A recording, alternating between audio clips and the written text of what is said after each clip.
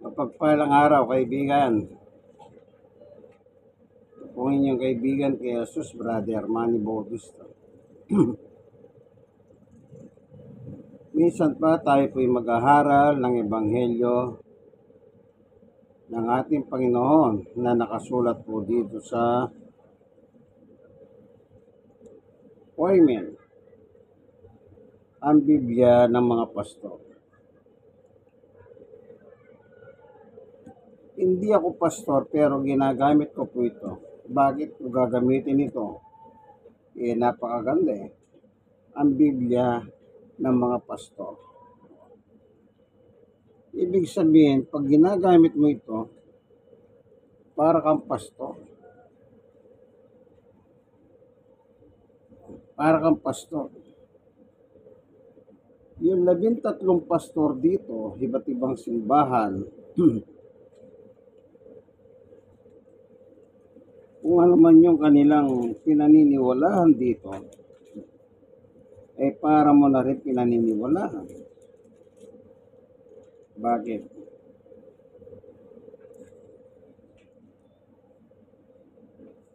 Labintatlo, 13.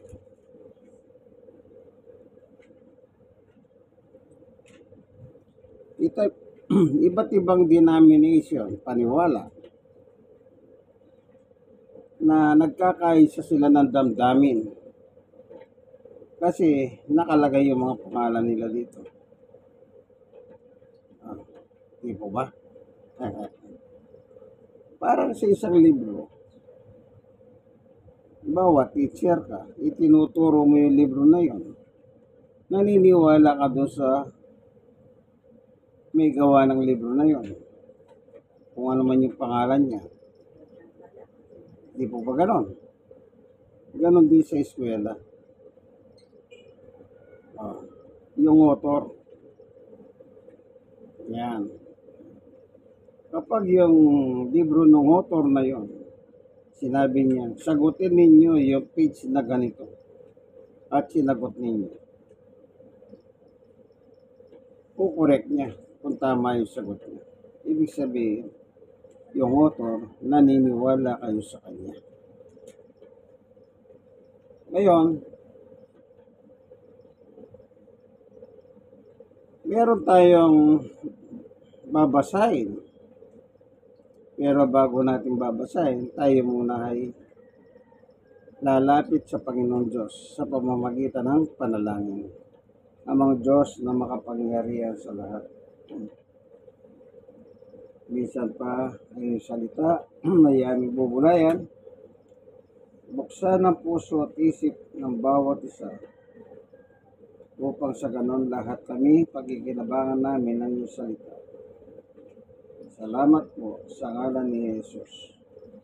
Amen. Amen. Praise the Lord. Praise God. Po.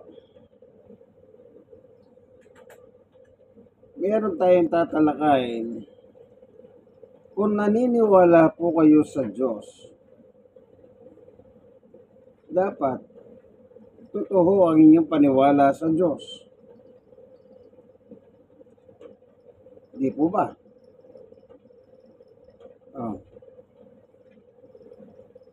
Ngayon, meron tayong babasahin dito.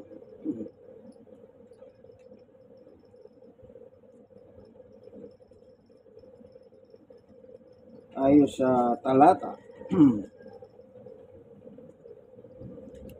Ito, meron tayong ganito para hindi tayo, para nakakabasa tayo ng maayos. In Christ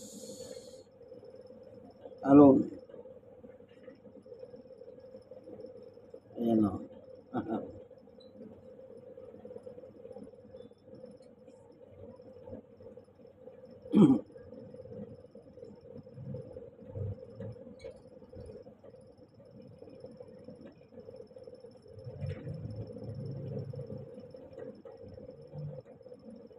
Dito po sa isang talata ng Biblia,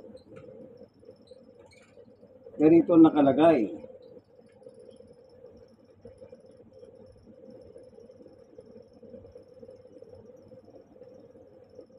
dito po sa Isaiah 46:9, babasahin ko. Alalahanin ninyo ang mga nakarang pangyayari. Inyong kilalanin ako lamang ang Diyos. At maliban sa akin ay wala nang iba pa. Ay wala nang iba. Itong talatang ito ang ginagamit ng mga sekta ng reliyon, especially dito po sa Pilipinas, na yung itinatag ni Yumao Felix Manalo. Kung tawagin nila, Iglesia ni Cristo. Ngayon, ito yung ginagamit nila na talata. Para patunayan, hindi Diyos si Jesus. Pasinin niyo po, nagsasalita ang Diyos. Oh. Basahin ko ha. Isaiah 46:9. Alalahanin ninyo ang mga nakarang pangyayari. Inyong kilalanin, ako lamang ang Diyos. Pasinin niyo po yung nakasulat dyan, no? Parang ganyan. In Christ alone, kay Kristo lamang. Parang ganon. Nandun yung salitang lamang. Inyong kilalaning ako lamang ang Diyos. At maliban sa akin ay wala nang iba pa. Oh. Kaya hindi nila matanggap ngayon si Jesus ay Diyos. Pero naniniwala sila na si Jesus anak ng Diyos. Oh. Ganito po ha. Kaya paksa natin, naniniwala tayo sa Diyos. Kung naniniwala ka sa Diyos, kung Biblia nga binabasa mo, yun nakasulat lahat tungkol pa sa Diyos, kailangan paniwalahan mo. Pag sinabi ng Diyos ganito, kailangan maniwala ka. Yun ang Diyos eh. Ang masakit sa kanila, itong reliyon na binanggit ko,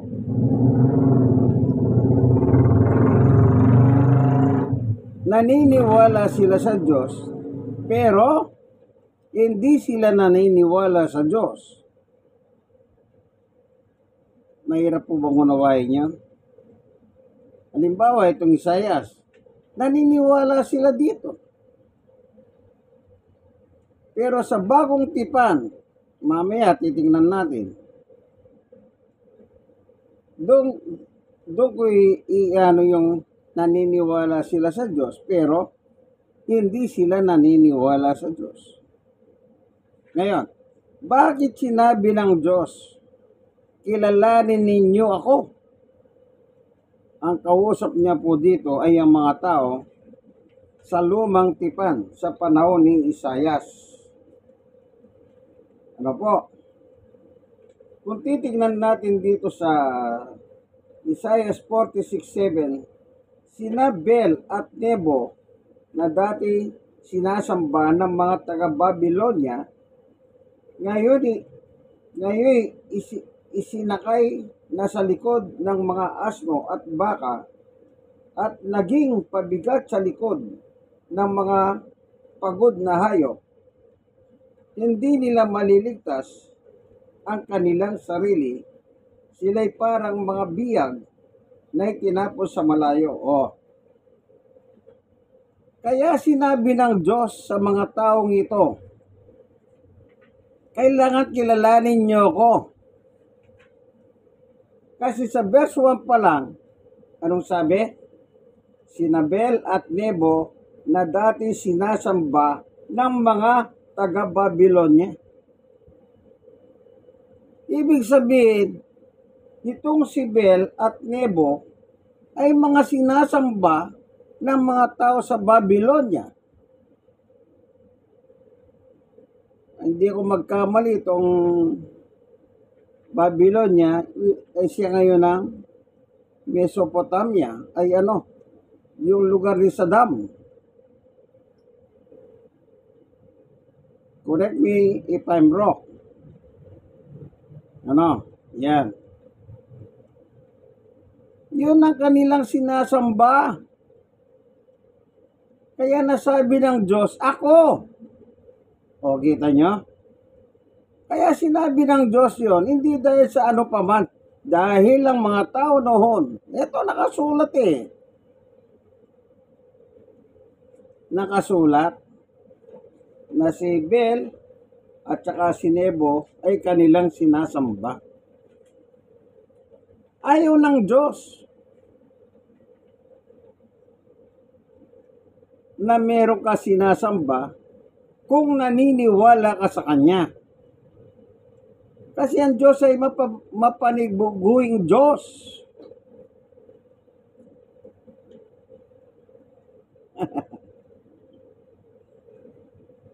Mapanigbuguing Diyos po siya. Tingnan natin ano.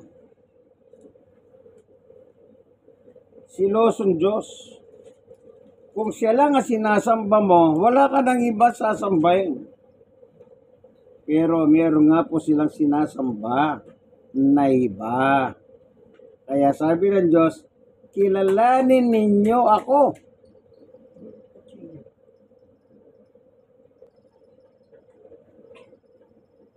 Dito sa Exodus chapter 20, sabi sa verse 3, huwag kang sasamba sa ibang Diyos maliban sa akin. O, yung Diyos na nakalagay dito, small letter D. Verse 4, huwag kang gagawa ng imahen ng anumang nilalang na nasa langit, nasa lupa o nasa tubig upang sambahin. 5, huwag mo silang yuyukuran ni sasambahin, sapagkat akong si Yahweh na iyong Diyos ay mapanibuguhing Diyos. Yan. Jealous God. Kaya ang Diyos noon, ayaw niyang may ibang sinasamba ang tao liban sa Kanya. Kaya nga binigay po itong utos na ito. Ito'y bahagi ng 10 utos. Huwag kang gagawang imahen. Balikan natin yung sulat sa Isaiah ha.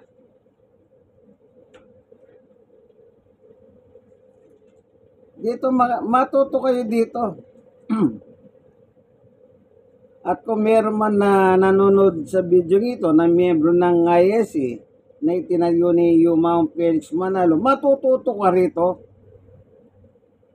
Baka mamulat pa ang mata mo sa katotohanan. Kasi ito yung ginagamit ninyo sa Isaiah para lokohin ng tao upang ipahalam ninyo na si Jesus ay ni Diyos. Pero naniniwala kayo na si Jesus ay anak ng Diyos na buhay. Amen. Balikan natin yung Isaiah. Wow, ito sabi dito sa verse 4, Isaiah 46:4, ako ang inyong Diyos. O kita nyo? Sabi ng Diyos, ako ang inyong Diyos. Iingatan ko kayo hanggang sa pumuti ang inyong buhok at kayo'y tumanda. Kayo'y nilikha ko, kaya tungkulin ko na kayo'y iligtas at tulungan. Yung mga kausap ng Diyos dito, sila yung sinasabihan niya. Balikan natin yung 9. Alalahanin ninyo ang mga nakaraang pangyayari, inyong kilalanin ako lamang ang Diyos. At maliban sa akin ay wala nang iba pa. Ay wala nang iba. Kasi nga meron silang ibang Diyos, si Nebo at saka si Bel. Ganyan po ang tao noong araw. Kasi hindi nila nakikita ang Diyos. Talagang hindi mo makikita ang Diyos kasi nandun siya sa langit. Pero hindi man natin siya nakikita, nagpapadala naman po siya ng tagapagsalita niya, panahon-panahon niyan. Hanggang sa dumating ang bagong tipan, ang kanyang tagapagsalita ay wala ng iba, kundi ang kanyang anak mismo, ang ating Panginoong Jesucristo. Kaya kung babasahin niyo po yung Biblia, meron mga kasaysayan. Bawat kasaysayan, nagpapadala siya ng tagapagsalita niya. Ano po? Hindi man natin siya nakikita. Parang si Moises, ano sabi ng mga tao sa kay Moises? Kasi pag magsasalita ang Diyos, yumuyugo. Parang lumilindol. Umuuga ang lupa. Sabi nila kay Moises, Moises, ikaw na lang ang magsalita. Makikinig kami. Kasi pag ang Diyos ang magsalita, baka mamatay kami. Oh. Kaya kung babasahin niyo yung libro ng Lumang Tipan, bawat panahon may tagapagsalita ang Diyos na tinatawag nilang propeta upang sila yung magpatotoo patungkol sa Diyos. Okay. Punta naman tayo. Dito pa rin tayo sa Isaias. Sa 46:5. Ito na. Sinabi ni Yahweh, saan ninyo ako itutulad? Tanong ito ng Diyos sa mga tao noon. Kanino nyo ako itutulad? Mayroon bang makakapantay sa akin? Ito ang sagot ng tao. Verse 6. Binuksan nila ang kanilang sisidlan, ibinuhos ang mga gintong laman, at nagtimbang sila ng mga pilak. Umupa sila ng platero, nagpagawa ng Diyos-Diyosan. Pagkatapos niluhuran nila at sinamba ito. Verse 7. Pinapasin nila ito para ilibot sa ibang lugar. Ito na po yung prosesyon. Pinapasan nila ito para ilibot sa ibang lugar. Pagkatapos ibabalik sa kanya lalagyan, mananatili ito roon at hindi makakakilos. Dalanginan man ito, hindi makakasagot at hindi makatutulong sa panahon ng pagsubok.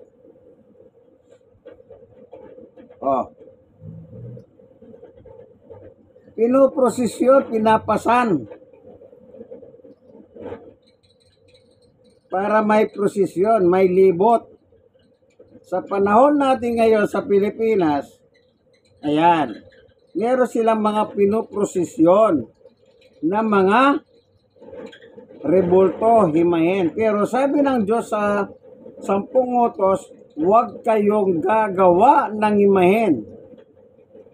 Yung himayin na ginawa nilang yan, gawa sa kahoy, kung ano man yung materials na ginamit na yan, yun ay bawal. Himayin ang nakalagay. At yung pinoprosesyon nila, imahen, rebulto, estatwa.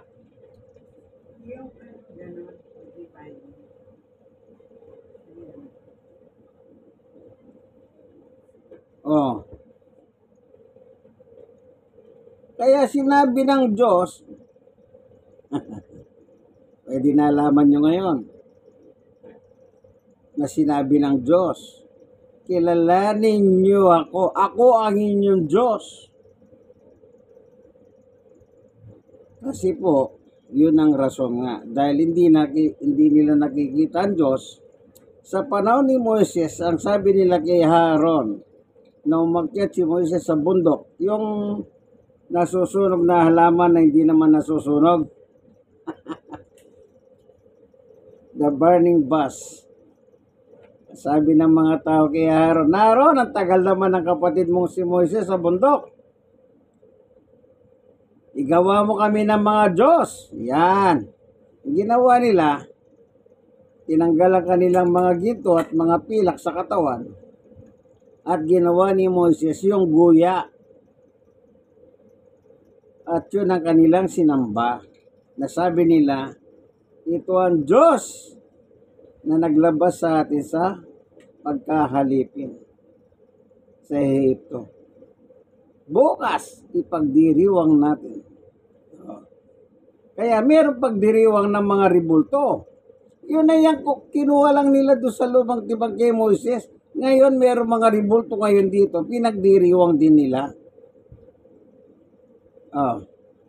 Hindi ba? Dito sa Pilipinas, piyesta. Sino ang kanila pinagdiriwang? Hindi ba yung daladali nila? Yung ribulto, sinasayaw pa. Tapos ang pangalan ni ganito, pinapangalanan nila yon, yung patron saint kung tawagin. Yung bawat lugar may piyesta sila, ang kanilang patron saint ang kanilang pinagdiriwang. Yung ribulto, dala-dala nila, sinasayaw-sayaw nilang ganon. Diba? Kaya yung nangyari sa lumang tipan, ngayon nangyayari din sa panahon natin. Nagpro-procession sila. Pinapasa sa kanilang balikat para ilibot. Then, ibabalik din sa dati. Hindi ba yung ano ba yan? Santo Niño? Nazareno? Di ba pinapasa ng mga mamamasan?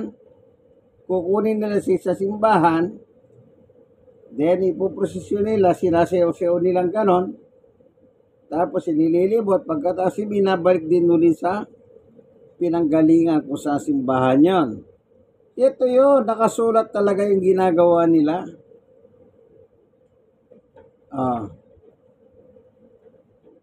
Okay? Anong sabi? Saan nyo ko itutulad? Sabi ng Diyos, may makakapantay ba sa akin? At sagot ng tao, gumawa sila ng rebulto. Yun ang sinamba nila. So, tinutulad nila ang Diyos sa mga rebulto, imahen. Yun namang iba, katwiran nila, yung rebulto daw ito, si Jesus, yung Nazareno at Santo Niño. Pero tignan mo, ba't hindi sila magkamukha? Ang katwiran pa nila, ang Katoliko, nananalangin daw sila, pero address naman sa Diyos.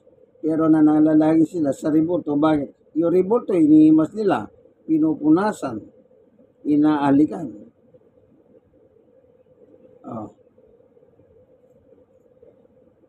Hindi po ba ganon? Wala tayong pinatatamahan dito o sinisira ang reliyon. In reality lang tayo, Biblia.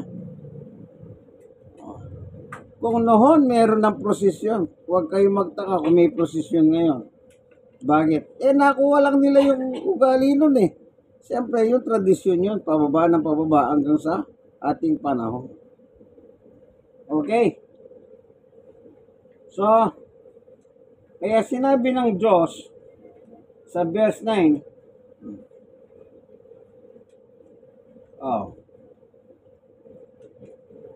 alalahanin ninyo ang mga nakarang pangyayari, inyong kilalanin ako lamang ang Diyos, at maliban sa akin ay wala ng iba.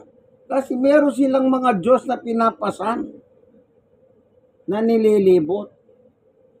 Ito pala sa 10 utos, sabi ng Diyos, huwag kayong gagawa ng imahen. Huwag niyo silang yuyukuran.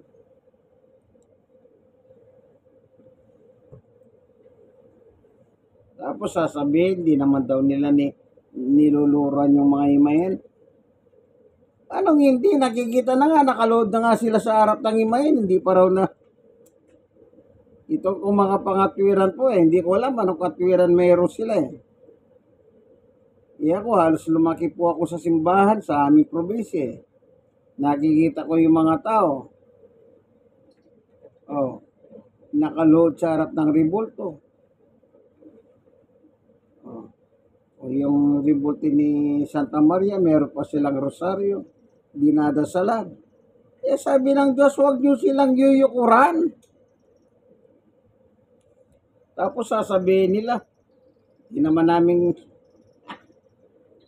kung makapangatwira, nakala mo.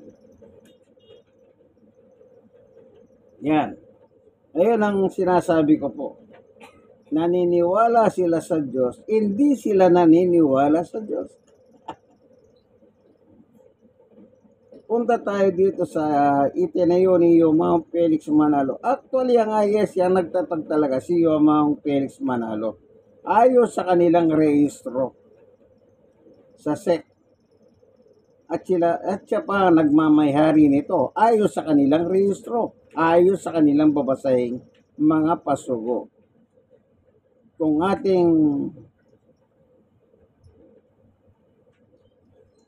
sino ang nagrehistro, siya ang nagmamayari. Kung ang usap lamang ay yan ang kanilang nasa pasugo. Kaya nga tinatawag, sabi nga ni Soriano, Iglesia ni Manalo. Kaya sinasabing gano'n ni Soriano naman, wala tayong bakit? Ayon sa kanilang pasugo, kung sino ang nagparehistro, siya ang nagmamayari. Sino bang nagparehistro? Di natural yung founder, si Yumao Felix Manalo. Kaya siyang nagmamayari. Kaya ang tawag ni Soriano ay Iglesia ni Soriano. Iglesia ni Manalo. Sabi ng mga ministro, wala naman nakalagay Iglesia ni Manalo Wala nga nakasulat. Pero kasi sa rehistro nila. Wala tayong kinakampihan o sinisirahan Dito matututo kayo rito. Matututo kayo. Ngayon, punta tayo sa Bagong Tipan. Yan. Naniniwala sila sa Diyos, pero hindi sila naniniwala sa Diyos. Tandaan niyo po, si Jesus anak ng Diyos. Parang ako, tao ako, lalaki. Ang aking mga magulang ay parehong tao. Si Jesus po anak ng Diyos. Wala siyang, hindi naman po nag-asawahan Diyos para magkaroon siya ng anak na lumabas si Jesus. Si Jesus po nagdalang tao si Maria sa pamamagitan ng Santong Espiritu. Hindi, kaya wala po siyang laman at dugo na gaya natin. Anak siya ng Diyos. Tinawag niya ang kanyang ama, ang Diyos sa langit na Ama. Nang tumingala siya sa 17:1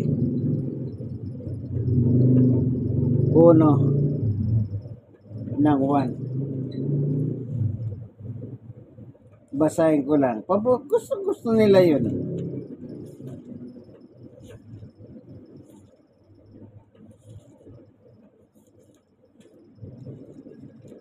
Kaya sabi ko nga po sa inyo, kung naniniwala kayo sa Diyos, maniwala kayo sa Diyos.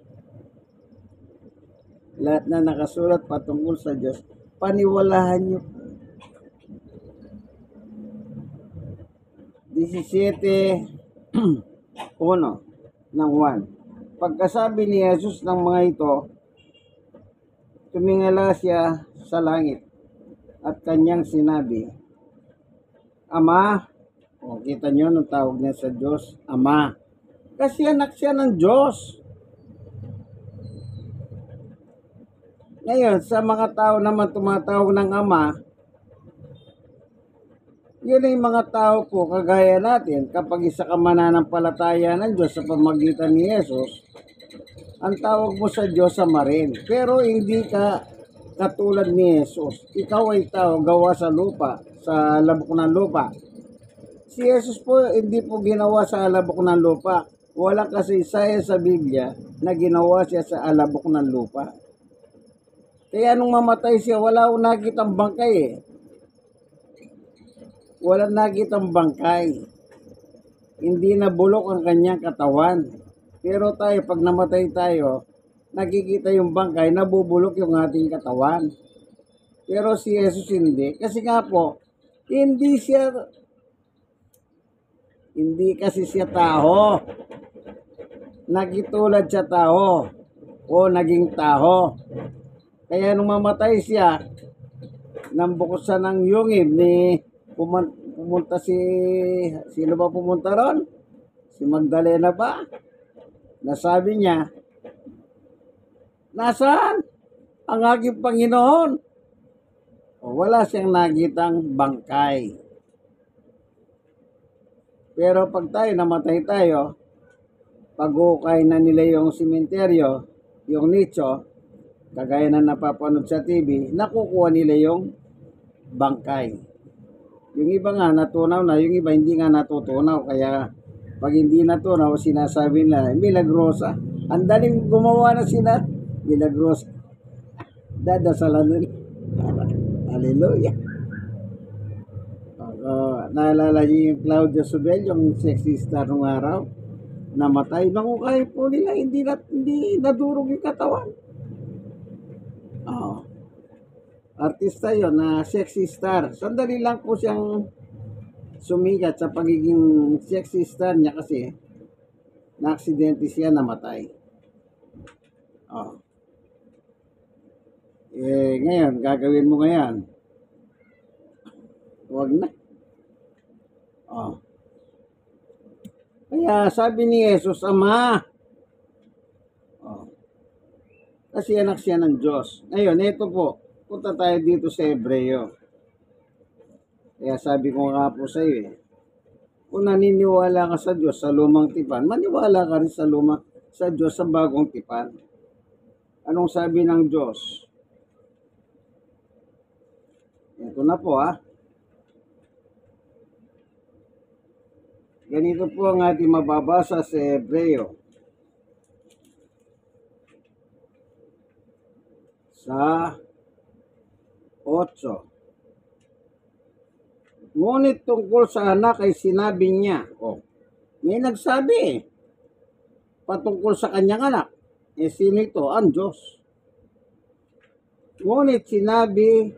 Ngunit tungkol sa anak ay sinabi niya, ang iyong trono, o Diyos, ay magpakailan paman. Ikaw ay maghaharing may katarungan sa Diyos. Sinabi pa rin niya, Panginoon, ng pasimulay, nilikha mo ang sanlibutan at ang kamay mo ang siyang gumawa ng kalangitan. Ang nagsasalita ang Diyos. Ang sinasabi ng Diyos ay patungkol sa kanyang anak na si Jesus. Anong tawag ng Diyos sa kanyang anak? Diyos. Anong tawag ng Diyos sa kanyang anak? Panginoon. Pagkatapos hindi ka maniniwala dito, ang sabi nila, sundo sa King James Version ng Bible o ang Biblia, luklukan nakalagay dun Yun daw luklukan ay Diyos. Yun nakaupo, hindi Diyos. Ang nakaupo si Jesus. Hindi Diyos kanila. Sabi nila, yung niluluklukan ni Jesus yung Diyos. Dilalabas, dalawa ang Diyos nila. Ang Diyos sa langit at yung luklukan ni Jesus ay Diyos. Alin ang gusto mo? Ang Diyos mo yung sa langit at saka si Jesus na anak ng Diyos, totoo. Kaya sabi ko nga sa isang pag manalangin ka, parang ganito. Panginoon Diyos, ito po ang aking kahilingan sa luklukan ng Diyos. Taloko na. Isipin niyo po, yun niluluklukan ni Jesus, Diyos. Hallelujah. Pero yung nakaluklok na si Jesus ay hindi Diyos, kundi tao lang sa kanila. Naloko sila ni Satanas. Wala, hindi na nila mababagong kanilang doktrina. Bakit? Mula kayo yung mga Felix Manalo, doktrina na nila yun pagka sinabi nilang, pero hindi naman lahat ng iglesia, miyembro ng iglesia ni Cristo naniniwala sa kanila. Kasi nasubukan ko nag-Bible study ako ng isang iglesia ni Cristo, matanda. Tinanong ko sa kanya kung Diyos si Jesus. Diyos si Jesus, sabi niya. Sa Facebook, bumabati ako ng Merry Christmas sa kanila. Sa column ng IS May bumabati din sila sa akin na Merry Christmas. Oh. Kaya parang ano na lang eh. Ay, ewan ko, anong tawag niyo doon. Marami po sa mga membro nila na hindi naniniwala sa kanilang mga doktrina. Kasi, ito lang, kasimple ha. Ako tao, ang tatay ko, nanay ko tao. Pare-pareho kaming tao. Nang sila'y mag-honeymoon, ako lumabas tao, katulad nila. Eh, ang Diyos wala namang honeymoon na ganap eh. At si Maria, to si, hindi naman sila nagtalik eh. Di sila nag-honeymoon. Bakit? Eh, nagdadalang tao na si Maria eh. Kaya walang bahagi sa laman at dugo itong si Jesus na kanyang pinanganak. Kasi nagdadalang tao sa pamamagitan ng Espiritu. Mateo 1:18. Basahin niyo po yan hanggang 25. Tuloy-tuloy niyo lang basahin. Sige po, hanggang dito na lamang ang ating pagsisiwalat ng katotohanan. Ito po ang inyong kaibigan kay Jesus, Brother Manny Bautista. Ano lang ang kailangan, kaibigan? Like, share na share. Ay yung mga na-share, share nyo. I-share nyo sa mga iba. Lalo na yung mga naniniwala si Jesus hindi Diyos. I-share nyo sa kanila. Mas magandang mapanood nila itong video ito. Malay ninyo, magindahan kayo, magliwanag ang salita ng Diyos sa kanila. Diba? Ang pagsisiwalat ng katotohanan. Bye-bye.